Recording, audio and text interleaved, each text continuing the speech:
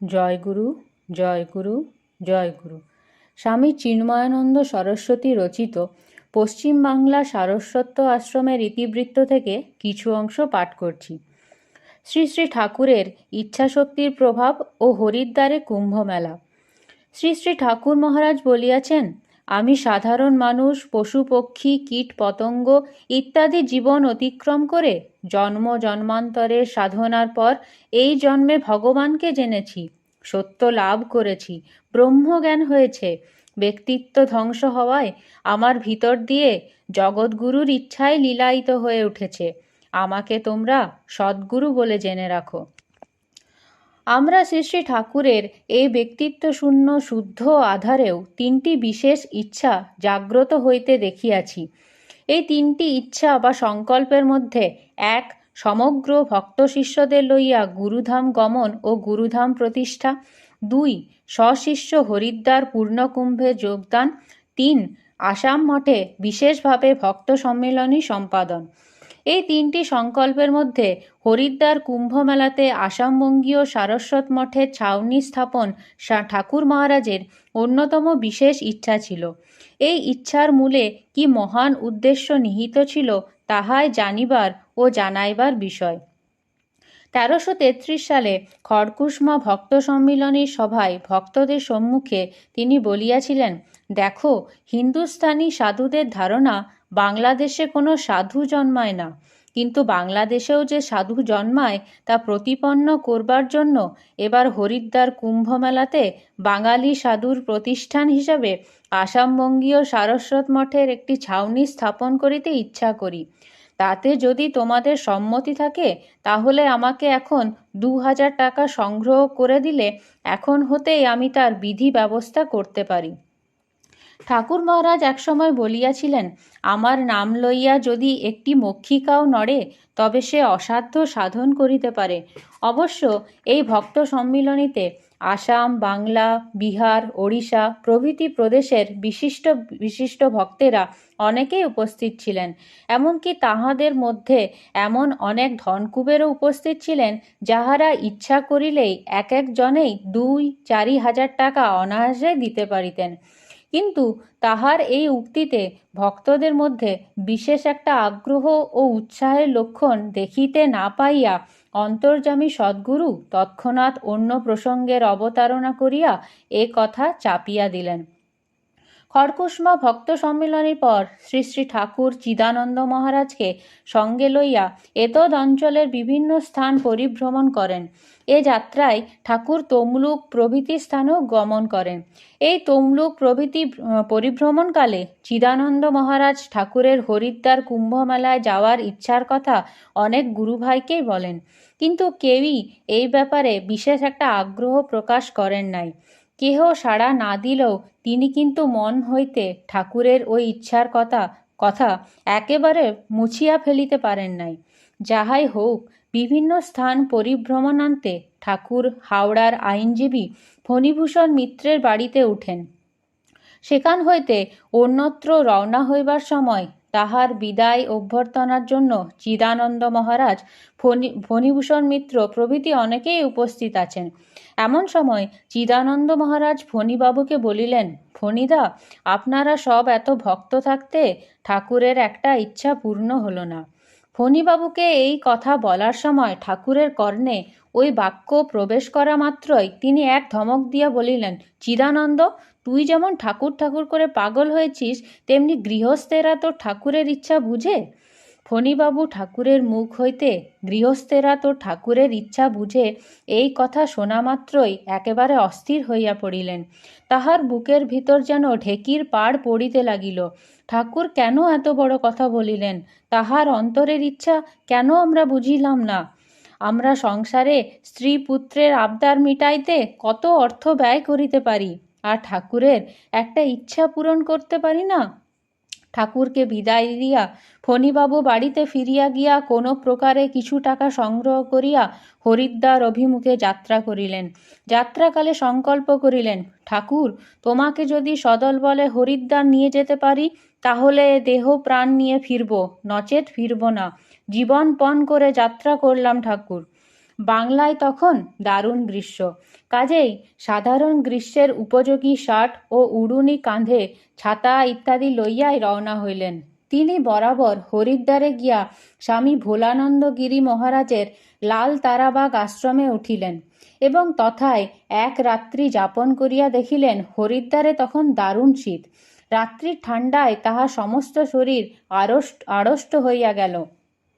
রৌদ্র উঠার পর শীতের প্রকোপ কিছু কম হইলে তিনি জায়গার সন্ধানে বাহির হইলেন। ফণিবাবু যাহাকেই জায়গার কথা জিজ্ঞাসা করেন তিনি হাসিয়া বলেন, আপনি কি পাগল হয়েছেন নাকি?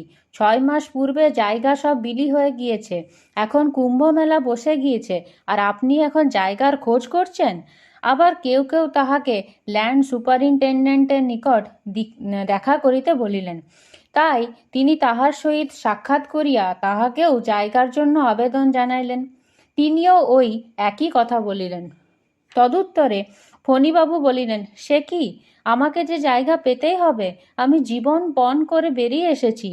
ফণিবাবুর মুখে এইরূপ জীবন পণের কথা শুনিয়া সুপারিনটেন্ডেন্ট বাবু তো একেবারে অবাক। কিছুক্ষণ চিন্তার পর বলিলেন, আচ্ছা, একটা প্লট আছে, কাল ওটা নেওয়ার শেষ তারিখ। যিনিও জায়গা নিতে চেয়েছেন তিনি হয় নিবেন কিংবা ছাড়বেন। কাল সকালে একবার আসুন। ফণিবাবু ও সুপারিনটেন্ডেন্ট বাবুর মধ্যে এই কথাবার্তাগুলি অবশ্যই ইংরেজিতেই হয়েছিল। তাহাই হইল। পরদিন 8টার সময় তাহার অফিসে গিয়া শুনিলেন ওই জায়গাটি পাওয়া যাবে। যিনি ওই জায়গা সিনেমা হলের জন্য বায়না করিয়াছিলেন তাহার দাদা তীর্থস্থানে ধর্মক্ষেত্রে ঐরূপভাবে অর্থ উপার্জনের বাধা দেওয়ায় জায়গার বায়না ক্যান্সেল করিয়া দিয়াছেন। একেবারে শেষ মুহূর্তে গিয়া জায়গা পাওয়ায় ফণিবাবুর আনন্দের সীমা রইল না। সুপারিনটেন্ডেন্ট বাবু তাহাকে বলিলেন, মশাই, আপনি কে বলুন তো? একেবারে শেষ মুহূর্তে এসে বললেনও যা, করলেনও তাই। উত্তরে ফণিবাবু বলিলেন, আমি হাওড়া জজ কোর্টের একজন নগণ্য উকিল, নাম ফণিভূষণ মিত্র। আমি জীবন পণ করে বাড়ি হইতে বাহির হইয়াছিলাম বলিয়াই ভগবান আমাকে রক্ষার জন্য জায়গা জুটাইয়া দিয়েছেন। এইভাবে পরস্পরের সহিত খুব ঘনিষ্ঠতা জন্মিয়া গেল। জায়গা বন্দোবস্ত লইয়াই ফণিবাবু ঠাকুরের নিকট টেলিগ্রাম যোগে সংবাদ পাঠাইলেন। ঠাকুরও কালো মানিকের নিকট হইতে জায়গা প্রাপ্তির সংবাদ পাইয়া অশ্বিনী কুমার দাশগুপ্ত প্রভৃতিকে লইয়া একটা কুম্ভ কমিটি গঠন করিয়া আর্যদর্পণ পত্রিকা মারফত তাহা প্রকাশের ব্যবস্থা করিয়া দিলেন। চারিদিক হইতে কমিটির সম্পাদকের নিকট টাকা প্রেরিত হইতে লাগিল। খড়কুসমা আশ্রম হইতে শ্রীমৎ সতীশ চৈতন্য ব্রহ্মচারী ও আমাকে চণ্ডী চৈতন্য ব্রহ্মচারী, শ্রীমৎ কুমারানন্দজি স্বামী আত্মানন্দ সরস্বতী সাহায্যকারী রূপে যাইবার আদেশ দিলেন। তমলুক হইতে স্বামী চিদানন্দ মহারাজ ও ভীমাচরণ বসু ইহারা ধীরেন্দ্রনাথ সেন নামক জনৈক সৈন্য বিভাগের ভূতপূর্ব সুবেদারকে কুম্ভ মেলার ঘরবাড়ি প্রস্তুতের জন্য প্রেরণ করিলেন। গঙ্গার অপর পারে ররি দ্বীপে এক একর জায়গার উপর আসামবঙ্গীয় সারস্বত মঠের বিরাট ছাউনি স্থাপিত হইল। তথায় স্ত্রীলোকদের জন্য মহিলা বিভাগ, পুরুষদের জন্য স্বতন্ত্র পুরুষ বিভাগ, ঠাকুরের স্বতন্ত্র গৃহ, নিত্য নৈমিত্তিক পূজা অর্চনার জন্য অস্থায়ী আসন গৃহ, বক্তৃতা মঞ্চ, পাকশালা, ভোজনালয় ইত্যাদিতে প্রায় 25টি গৃহ নির্মিত হইল এবং তাহা বৈদ্যুতিক আলোকমায়ায় সুশোভিত হইল। ঠাকুর মহারাজ বাংলা হইতে প্রায় 2.5 শতাধিক নরনারী শিষ্য শিষ্যার সহিত স্বতন্ত্র গাড়িতে করিয়া হরিদ্বার স্টেশনে উপস্থিত হইলেন। আমরা সুসজ্জিত হস্তিপৃষ্ঠে নিশান, ব্যান্ড, দামামাদি বাদ্যের সহিত খোল করতাল সহযোগে জয়গুরু মহানাম কীর্তন করিতে করিতে প্রসেশন করিয়া তাহাকে আসামবঙ্গীয় সারস্বত মঠের ছাউনিতে আনয়ন করিলাম। ঠাকুর মহারাজ ওই ছাউনিতে অবস্থান করিয়া বিভিন্ন সম্প্রদায়ের পরিচয়াদি প্রদান করিতেন। শেষ স্নানের দিন সুবেদার ধীরেন্দা 6টি হস্তি ও নিশানাদি সহ প্রসেশন করিয়া ঠাকুরকে কুম্ভ স্নানে লইয়া যাইবার ব্যবস্থা করিয়াছিলেন। সেই দিন ঠাকুর মহারাজ স্বয়ং হস্তিতে না উঠিয়া সন্ন্যাসী ব্রহ্মচারীগণকে প্রসেশনের অগ্রে হস্তি পৃষ্ঠে যাইবার ব্যবস্থা করিয়া নিজে খালি গাত্রে গামছা কাঁধে করিয়া অন্যান্য শিষ্য ভক্তদের লইয়া কুম্ভ স্নানে গমন করিয়াছিলেন। অন্যান্য সম্প্রদায়ের বড় বড় সাধু মহারাজেরা ও মহান্তগণ পদব্রজে গমনরত এই সাধারণ বেশধারী সাধু মহাপুরুষকে দেখিয়া হস্তিপৃষ্ঠ হইতে অনেকেই অভিবাদন করিয়াছিলেন এবং ঠাকুর মহারাজও তাহাদিগকে হাসি মুখে প্রত্যাভিবাদন জানাইয়াছিলেন। শেষ কুম্ভ স্নানের পূর্বদিন ঠাকুর মহারাজ সেবক ব্রহ্মচারীদিগকে বলিলেন, তোমরা যাহারা সাদা কাপড় পরিধান করিতেছ, কাল সকলে গেরুয়া পরিহিত হইয়া আমার সমবিবেহারে গমন করিবে। গৃহস্থদের মধ্যেও যদি কেহ মস্তক মুণ্ডনাদি করিয়া আমার সহিত কুম্ভ স্নানে যাইতে চাও, তাহাদিগকে আমি একদিনের জন্য গেরুয়া প্রদান করিয়া কুম্ভ স্নানে লইয়া যাইতে পারি। তবে তোমরা ওই গেরুয়া স্থায়ীভাবে ব্যবহার না করিয়া সাধন ভজনের সময় ব্যবহার করিতে পারিবে। ঠাকুরের এই নির্দেশ অনুসারে আমরা যে কয়জন শ্বেত বস্ত্রধারী সেবক ব্রহ্মচারী ছিলাম, তাহাদের সকলেরই গৈরিক বসনের ব্যবস্থা হইল। গৃহস্থ গুরু ভাইদের মধ্যে অনেকেই মস্তক মুণ্ডনাদি করিয়া গেরুয়া বস্ত্র পরিহিত হইয়া ঠাকুর মহারাজের সঙ্গে স্নানে গমন করিয়াছিলেন।